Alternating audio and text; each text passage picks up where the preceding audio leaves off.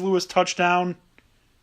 Then it was Josh Lambo field goal, bring it 10-0. Duke Johnson reception for a touchdown, 10-7. Fourth quarter with 3:31 to go. Josh Lambo 39-yard field goal to bring it 13-7. And then with 1:14 remaining, Telvin Smith fumble recovery in the end zone for a touchdown. So it was 13-7 minus a fumble recovery in the end zone with a minute to go. So I think they played them close. I think that counts. Yeah. It's just a matter of luck not being on their side when they need it to. Or terrible athletes. Pick at the end of the fourth quarter. But they also didn't have Josh Gordon. Well, that's the thing, too. It's like last week when they had, against the Packers, it was literally, what more could you want? Right. Gut-wrenching for them. Yeah. The only game that the Jets got dominated in this season was against the Raiders in week 2 when the Raiders actually looked like they were a great team, and then I don't know what happened to them. They just, someone stole their mojo. An index card, perhaps? We'll get to that next, actually. Cowboys 20, Raiders 17. This was a closer game than it should have been. Yeah, it was a closer game than it should have been. But this was one of the craziest things that I have seen in any game. The Cowboys get a first down where the ref used an index card to confirm that they got the first down. And that index card has its own Twitter account. And we are following it. Nice. So follow us to follow it. Yes, follow us for updates from Gene, what's his name? Let's see. Gene Steratore. Gene Sterator's index card. I don't memorize the names of refs except Ed Hockley because that dude is ripped. And Dean Blandino because he's the review guy in the booth. Right. Just too quick while we're jumping down stats here. Buffalo was basically blown out about 3 times this year. Once against the Saints was a joke, and then the Chargers, and then the Pats. But that was the Peterman Bowl though against the Chargers. Let's we're like on the brink of the playoffs. Let's start experimenting with. They weren't quite blown out by the Jets, but that 34-21 score wasn't Thursday actually night. That was like they scored one time like late when the game was already over. LaShawn McCoy good for 25 yards. It's like blows them out the week before. Okay. Yep. Let's continue on with the Cowboys-Raiders game. That's not the only crazy thing that happened. This might bring back some PTSD for you, Dan.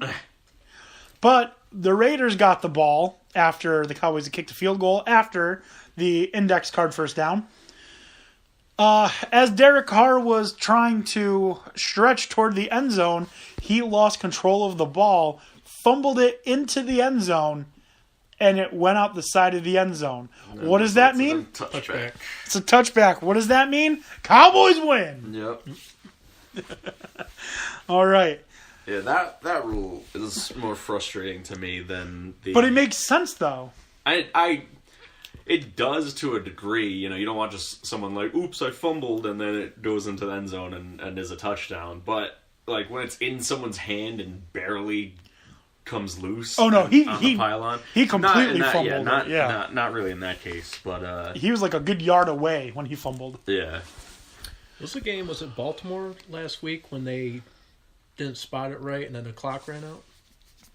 I don't know. I think it was another situation with a fumbled football. I don't know. But I do know that in the Falcons-Buccaneers game, the refs kept falling. It's true. It wasted time in a critical situation and right at the end of the game. Yeah. Lost a couple seconds because a ref fell while trying to spot the ball, and the Buccaneers couldn't set up for a field goal. They said that they were going to set up for another one last play and get closer, and maybe they would have gotten the game-tying field goal if they were closer. But, which I really wish they did, because that would have helped the Cowboys. Tampa Bay really should have helped them last night, but Yep. That's football. Well, that's football. Anyways, moving on to the not great Peterman Bills. Mm-hmm. They beat the Dolphins 24-16. Yeah, it was kind of shaky at the end there. They're up mostly throughout 3/4 of the game, and then start to see score alert saying Touchdowns, Dolphins. Dolphins. Yeah, Coming back. Dolphins are always tough in the division. They stomped the Patriots last week. They beat the Jets both times we played them this year. I think the Pats was okay. Yeah. I was definitely rooting for them over the Patriots. But yeah, they will play. If you're in the division, they will play you and fight you tooth and nail. Even if you're not in the division, they might not be good, but they're scrappy. Yeah. Plus, if Matt Moore starts, Yeah. Plus, you can't forget about the threat of Ndamukong Suh just stomping on you at any moment. Yeah. It's intimidating. Yeah, Just he like, will, he will break you. Just like if you're a Bill, now you have the threat of Gronk just throwing his arm to the back of your head. Yeah. let me ask you guys this: if Ndamukong Suh was on the Bills coming into this Sunday, is that somebody who you think could take Gronk on his own, or? Oh, if Ndamukong Suh was a Bill and cared about his teammates, he would kill Tom Brady. He would literally. Wait, what do you like? He's not going to cover Gronk. You mean like would fight Gronk? Yeah, no fight. No fight scenario. Yeah, I would bet on Sue. He's got like He's bigger. He's crazier. yeah, he's insane. I wouldn't want to fight Sue. And Gronk's like a big tough dude, but Sue is just insane. He's he will bite your ear off like Tyson. Like he's not gonna hold anything back. It depends. Does Gronk have Mojo Rawley on his side? Also, do they wear helmets? Because if they're wearing helmets, then I'm definitely betting on Sue. Because then there's no like lucky punch that can really take him out. Yeah, what their helmets, I guess. The Bills play. But then he has to catch Gronk. The Bills play the yeah. Patriots this week. Do you think that there will be any type of retaliation for the elbow to the back of the head? What's his name? Tre'Davious White. Tre'Davious, yeah. It was one, bad thing. I think he's going to come in with a chip on his shoulder. Do the Bills as a unit? I'm not sure. I think Dan Beebe over here, as the resident Bills fan, would be the better. No, you bet your ass they're that, coming for Brady. But Oh yeah, they're going to try and take out Brady. I worry it gets like reminiscent of every time the Steelers and Bengals play. If they come with revenge on their minds. So I don't know. We'll see. So far, they've been pretty much talking it up all week, and everything I've seen so far on ESPN too. So some ESPN people like Tony Kornheiser were saying, don't even play Gronk. It's not worth it. Just don't even put him in the game at all. Yeah, that's true because he's accident prone, and they don't really need him to win. They're afraid that he'll get suspended for more than one game and miss playoffs, which could very well happen if he's let loose. But even too, I know if you took it from Tre'Davious White's standpoint today, he came out and made a statement and said, he thought more or less the best revenge for them would be to go into New England, win the game, and play it clean. He's not going to go after anybody. He also said that the Bills are a family and family doesn't forget. So like, yeah, that could have just been some media speak. I guess we'll see. Should be a fun one to watch though. Yeah, especially because the Bills are still very much in the wild card race. So yeah, control their own fate. Mm-hmm. It's the season ended today. They're in. So the closest they've been in how long? 20. Yeah, since 20 years. Yep. All right, let's continue on. Panthers 31, Packers 24. Why did the Packers play the Panthers so close? Well, because Rodgers was in for a brief time. He looked like he was still hurt. He Yeah. played the whole game. Mm-hmm. Yeah, well, they put him back on IR, so I guess he was. Yeah, they put him back on IR because their season's over. Yeah. Yeah, so. Yeah, that's the difference that Rodgers makes because there's no way that game is that close with Hundley in. And even a hurt Rodgers, he brings Cobb back to relevance because Cobb with Hundley is basically No just chemistry. a shadow. It's because Randall Cobb is a deep threat. I wouldn't really say that. I think he's more of a slot guy, and I don't think Hundley's. he's because Cobb's never going to be your first read. He's going to be your second, your third read. You've got Jordy Nelson, you've got Devontae Adams most games.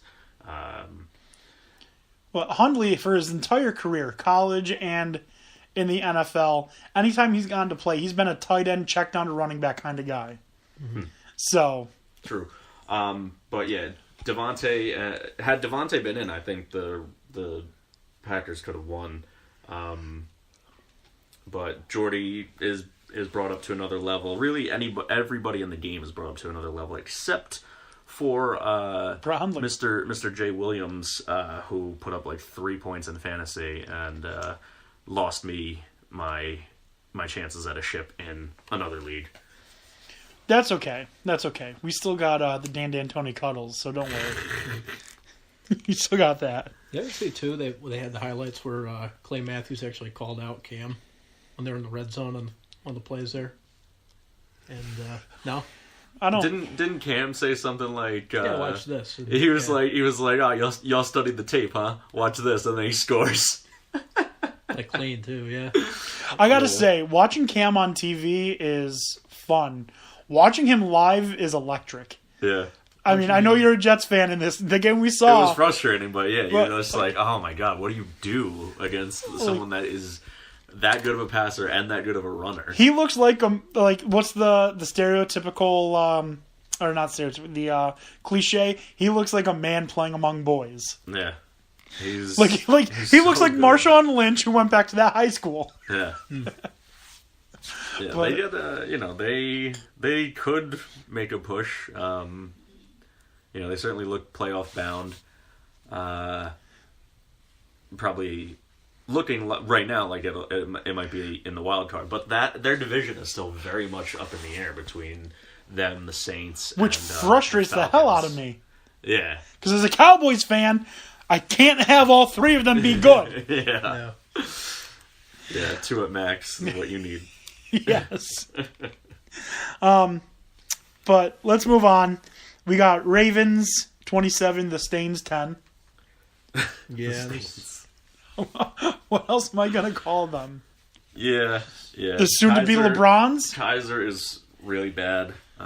He's a rookie. Give him a break. He's a rookie. He's bad even for just a rookie though. He plays on the Browns. Yeah, but he's still got Josh Gordon to throw to, and he's like throwing, nowhere near him. At least put the ball somewhere where he can make a play. I'm not judging any of the rookie quarterbacks on their rookie season. Not whether it's good or bad. I'm not going to say what we saw from Deshaun Watson is what we're going to see, because we saw the same kind of thing from Colin Kaepernick. And then the next season, he had 4 interceptions and a half with a QBR of like 1. I really worry that Deshaun Watson could be like RG3 2.0, like electric first season, injury to the knee, career forever sidetracked. Let's hope not, though, because he was really fun to watch. Let's Yeah. say, too, Isaiah Crowell is a pretty solid fantasy pick if you're faced with a running back. Well, yeah, I mean, he's a good, especially for PPR, because he catches out of the backfield a lot. Yeah. So he's going to get you a lot of catches. I think what's his face, Duke Johnson is the pass catcher in that. I have a friend. Backfield. I have a friend who drafted Duke Johnson, thinking he was getting David Johnson, not realizing David Johnson had already been taken. Wait a minute. Well, joke's on the guy who drafted David Johnson, because Duke Johnson's the one playing. Been better this season since he's alive. Yeah. Yes, he All too, right. or Kenny Let's move on. Kenny Britt's on the Pats. Yeah, Kenny Britt's a Patriot now. Yeah. He'll probably rise back to relevance with Brady throwing to him. I don't think he will. I feel like they're too maybe crowded. not fantasy relevance, but actual like NFL relevance. I feel like they're too crowded. You got Brandon Cooks. You've got what's his name? Amendola doesn't really need to be there. No, they need a guy like Amendola. Amendola's, he's the what's his face replacement while he's out for the season. Julian Edelman. Edelman, yeah. So I'm sure Brady loves having him. Brandon Cooks, James White. Well, White's more of a running back. Tons of options. I think Britt will get some looks. He's not a bad receiver. He's just not always Mindset's off. consistent. Yeah. All right, continuing on.